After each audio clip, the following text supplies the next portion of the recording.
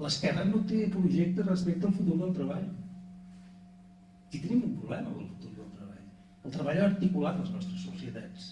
El treball, a més de renda i si pot ser un bon salari, el treball és la nostra cultura, és el nostre àmbit de relació, ens posiciona en el món, ens dona autoestima, ens dona orgull, ens dona...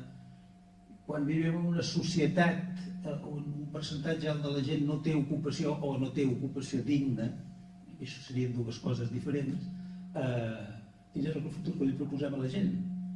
Parlem potser els subvencionarem amb unes rentes, però en tot cas, quina és la seva funció a la societat? Què fan amb aquesta gent?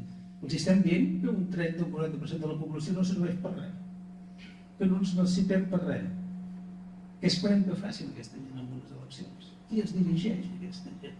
El tema del futur del treball no és cap beneiteria, no és cap tema menor. Qui afronta tot això?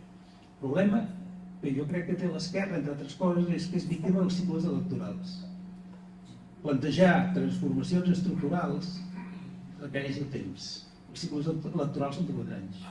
I ningú vota males notícies. Ningú vota males notícies. I per tant es cau molt amb allò de anem tirant,